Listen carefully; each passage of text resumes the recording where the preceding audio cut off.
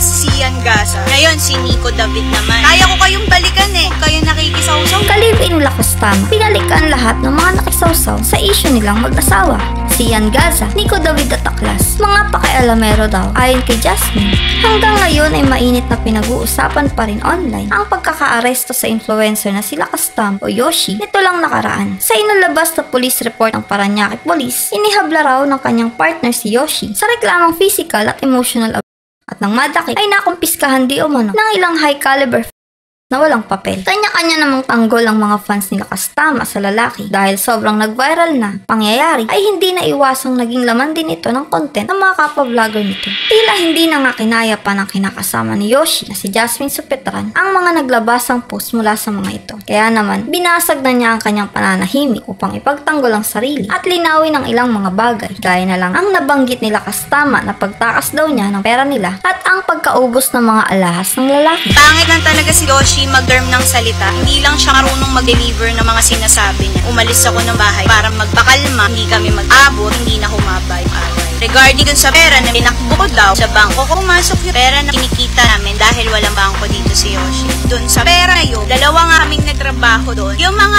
online live ko na nilalaro kong site, bukod sa kumikita ako doon, may sahod ako doon. So, ang thinking ng Yoshi sa pag-alis ko, tinakbo ko. Without knowing na babalik ako, nagpapalamig lang ako, kalmado lang na lahat. Yung alahas na yun, bracelet na yun, sinanla yun dahil nag-umpisa kami ng business namin kasi gusto namin magnegosyo nang galing sa amin. Mukha lang ako walang pera pero may pera ako, hindi kasi ko showing na may pera ako, may alahas ako. Nang mapadako na sa mga akusasyon ng pananakit daw ni Yoshi sa kanilang anak, maringing itinanggi ito ni Jasmine at binueltahan si Sian Gaza sa naging post ito, pati na ang mga inilabas ng mga larawan nito sa Telegram. Sobra na raw kasi ang ginawa ni Sian na pati ang kanilang walang malay na anak ay idinamay na para lang makasabay sa hype. Hindi rin nakaligtas maging si Nico David sa panghuhusga raw nito kay Kastama at sinabing kaya raw niyang balikan ang mga ito kung gugustuhin niya. Mukhang ang battle MC na si Aklas naman ang nakakuha ng gigil ni Jasmine dahil sa mga naunang post nito tungkol sa pagiging snitch daw niya at babaeng para sa lahat, lalo ng pahaging nito na babae raw siya ni Toyo. Sa huli, hiniling ni Jasmine na magkaroon naman daw sana ng respeto ang mga nabanggit at huwag na sanang idamay pa ang kanilang anak at larawan nito para lang mapaviral online. Doon tayo sa bata na ini-involve ng mga Poncio Pilatong nakikisawsaw na taong nag-post, sinaktan daw yung anak ko, tinutukan daw ng yung anak ko. Never po nangyari yun. Hindi nangyari yun. Kaya hindi ko alam kung sino source nyo gagawa ng kwento. Lalala yung sitwasyon. Kasi galit kayo sa ako. Diba? Sian Gaza, sasabihin mo yung anak ko, tinutukan ng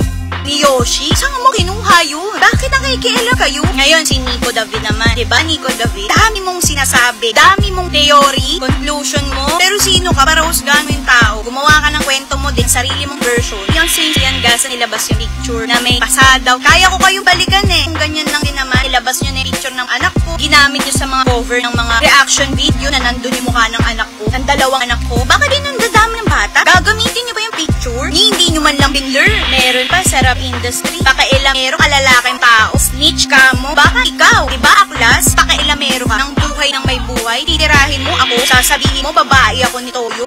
Ba? Saan galing yun? Kaibigan ko yung asawa ni Toyo. Kaibigan ko si My Loves. Hindi umabot sa point yun ng gano'n. Nakatrabaho yung tao. Walang pasa sa picture ng bata na yun. Ang balat ng anak ko po, dahil nga may lahi yan, Japanese yan, masyadong sensitive ang skin niya. Meron pa, nakikialam, Philip Chang, snitch na babae. Babaeng para sa lahat. Si Aklas din yung Philip Chang. Hindi ko nga siya kilala eh. Huwag kayong nakikialam, huwag kayong nakikisawsaw, huwag kayong nakikipil. Inamin ni Yoshi na nagkamali siya sa akin. May bagay siyang nagawa at napatawad ko na siya. Hindi ako yung nagkamali dito. Hindi ako yung may ginawa dito. At aminado yung partner ko dito. Oo, free to speculate. May freedom of speech kayo, pero gawan nyo naman ang limit. Magkaroon naman kayo ng respeto